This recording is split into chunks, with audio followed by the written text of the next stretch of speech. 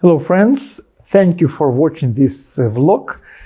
And of course, as usual, we will estimate the results of this political and military week for Ukraine and around Ukraine. The first case which I want to discuss with you is, of course, it's VILNIUS NATO summit.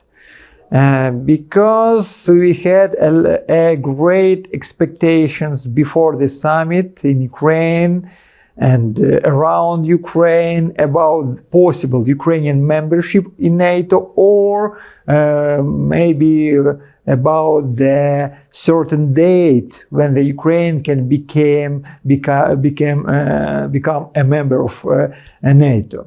Also, Ukraine wanted to obtain the new security guarantees from the NATO countries or the whole military bloc.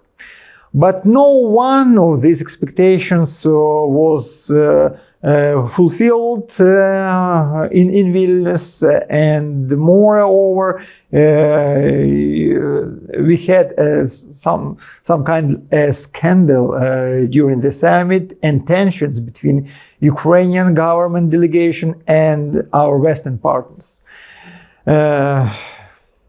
As a result, in the final communique or declaration, NATO's countries said that Ukraine may become the future part of NATO. The future of Ukraine is in NATO, but at the same time, there is no certain date when it can happen.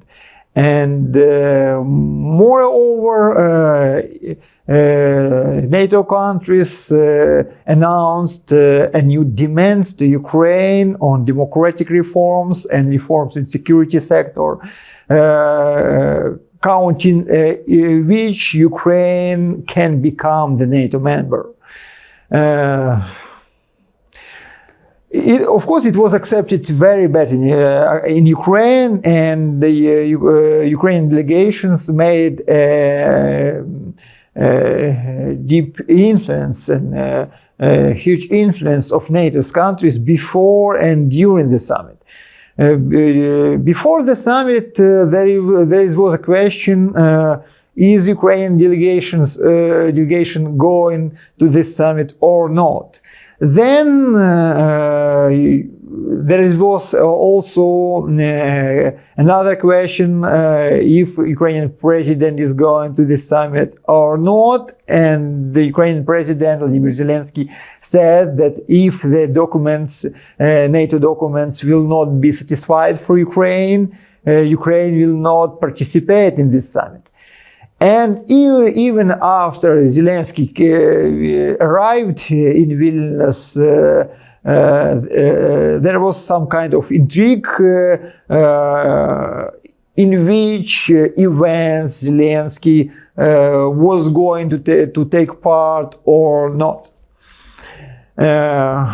Moreover, Ukrainian president described draft declaration of NATO before the summit, few points of this declaration like absurd, and Ukrainian delegation said that Germany repeat the mistakes of Merkel declining Ukrainian entrance to NATO. Ukrainian president also said that the main duties about Ukraine membership of NATO are on the Biden side, of the President of the United States.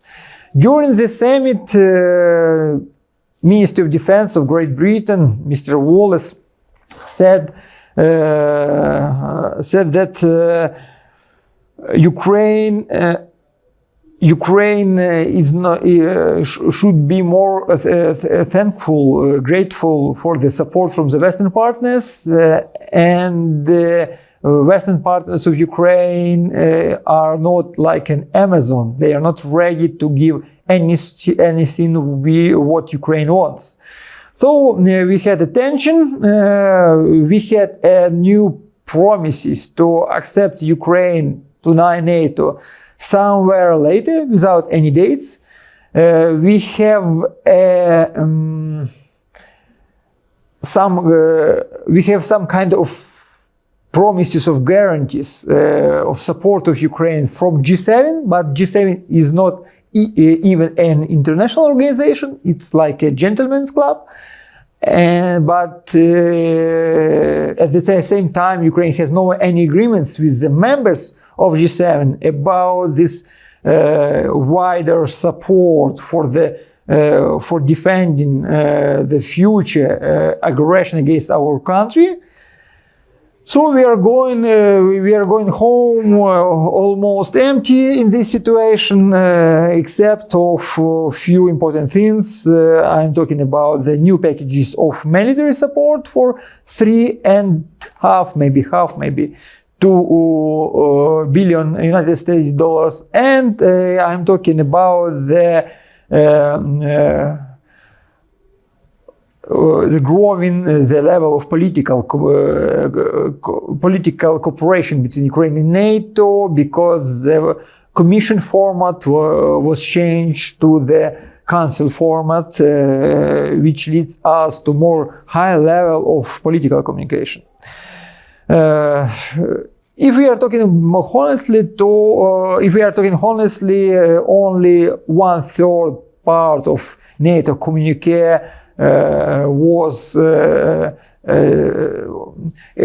has any connections with Ukraine or Ukraine and Russia. Another 3 parts were about other things like a China problem, terrorists, Arctics, Iran,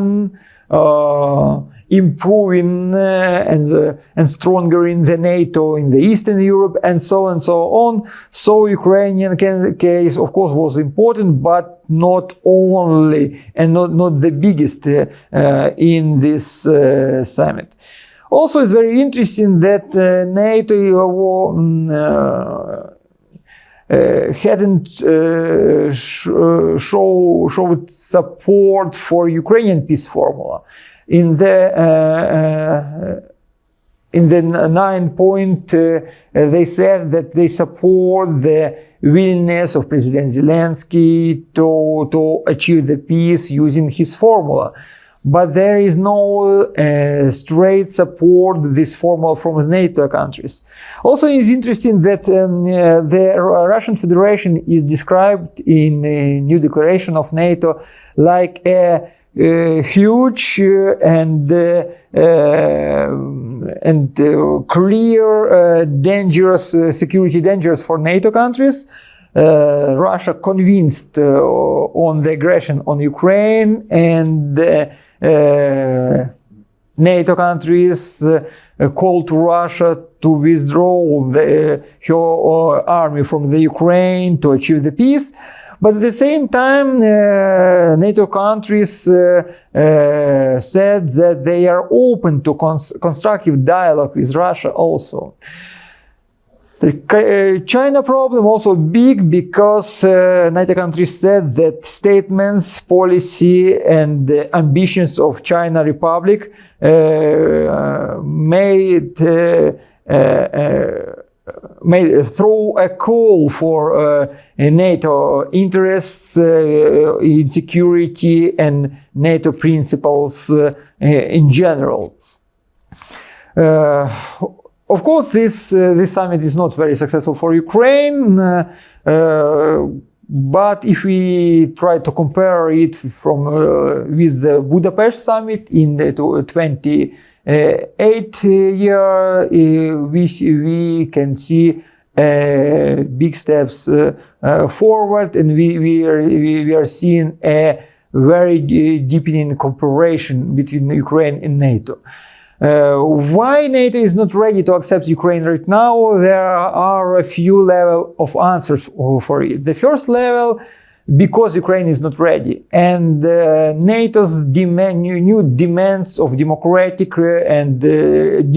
and security sector reforms can show for us.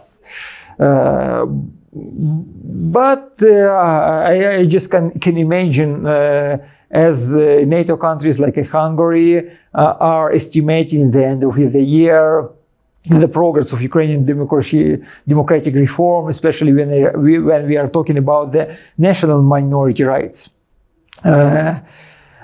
It's not honest answer, I think. The second level of these answers may be because NATO is trying to avoid the risks of straight confrontation with Russia, of straight war with Russia, also taking into account nuclear weapon dangers. NATO is just scary about the war with Russia.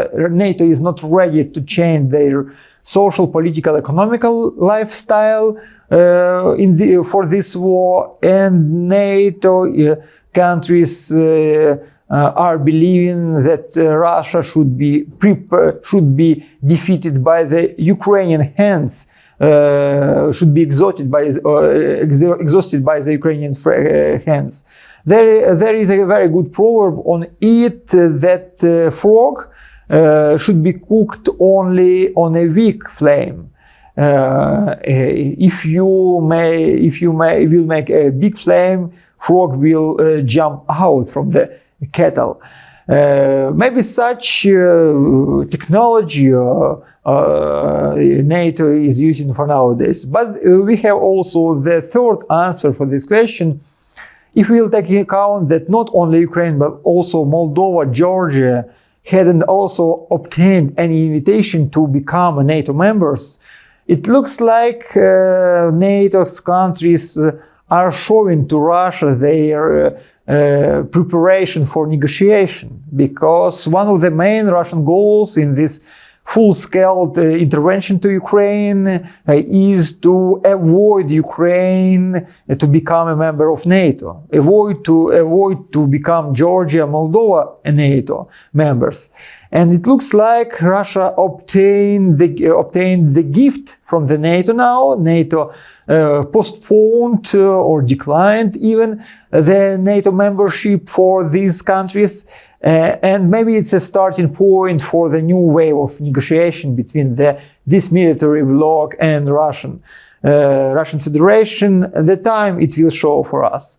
Of course, the situation with NATO will make a bad influence on internal political life in Ukraine, because it looks like not a victory for Zelensky and his team. And Ukrainian opposition like Petro Poroshenko and others starting a dialogue, starting a claiming to Zelensky and his team that the main problem of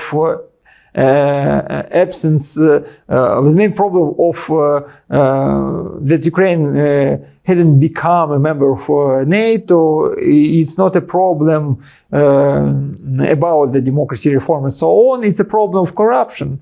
It's a problem of ineffective governance in Ukraine. Can it lead us to political crisis? We don't know. But the very important time for Ukraine will be in the late autumn, beginning of this winter this year, when the European Union will make decision about the perspectives of Ukrainian member into European Union. And if European Union will support the continuation Ukrainian progress to become a member of European Union, I think we will forget about the Vilnius summit for a few times. But if European Union also froze our integration, these two cases, NATO summit in Vilnius and European Union decision, will lead Ukraine to a political crisis in the future. Also, I'm not going to talk only about the NATO and political situation. Even taking account, I think that this NATO summit was some kind of Rubicon for Ukrainian policy. At the same time, we had to remember that the next year the NATO summit will be held it in Washington, and it can become a part of Biden's elections, re-elections, presidential re-elections in the United States. But in any case, this decision, this Vilnius summit, is very similar, like a Budapest summit in 2008, which was like a summary for Yushchenko's policy of leading Ukraine to NATO, and after it, the more skeptical to European Union, to United States politicians obtained the power in Ukraine in 2010. Ukraine is continuing. Ukraine is continuing to fight. Ukraine is continuing Ukrainian counteroffensive operation in the south. Also, Ukraine is continued to the counteroffensive operation near the Bakhmut. Russian militaries are trying to achieve new lands on the Kupiansk direction. The war is going on, very heavy, very bloody war. But there is no certain changes in the land.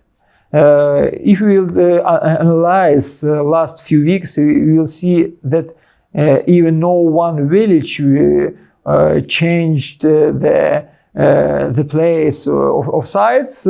There is no big moves or change in the land, even we take into account very heavy clashes, and this is maybe one more reason to start some kind of negotiation.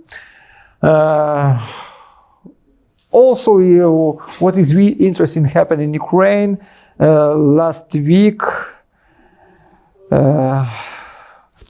The new sanction list, special sanction register was adopted in Ukraine, when all the companies and persons who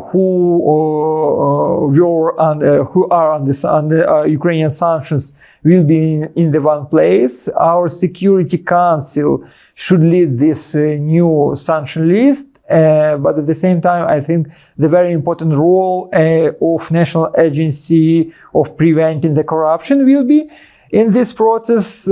It also a part of international policy, because we know a lot of scandals between Ukraine and Hungary, Ukraine and Austria and so on, about their companies, for example, banks, which are continuing their work in Russian Federation, and which became a part of Ukrainian investigations, or even claiming in collaboration with Russian Federation. Also, Ukraine adopted a new draft law about the legalization of cannabis.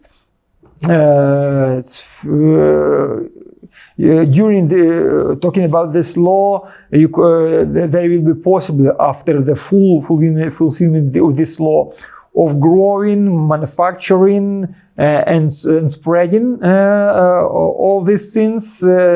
The previous argumentation for adaptation of this law was to help people with cancer diseases and so on. Nowadays, Ukrainian government Ukrainian government is talking about that we have a lot of people with post-traumatic syndrome in Ukraine, especially militaries, especially the inhabitants of near battlefield areas, for which is very needable, for which this cure, this new cure, will be very needable. A lot of questions about this topic, a lot of dangers in this topic, I think, because the first thing I'm not sure in abilities of our state, anti-corruption abilities, managing abilities to control the cycling of these things in Ukrainian society and Ukrainian economy. Okay, friends, about the financial and military support of Ukraine, we will talk in the next video, next week. will obtain the new data on this topic. Thank you for watching this vlog. Don't forget to subscribe for this channel. Only honesty information and only practical information will be here in the future. Have a peace. Have a nice day. Bye-bye.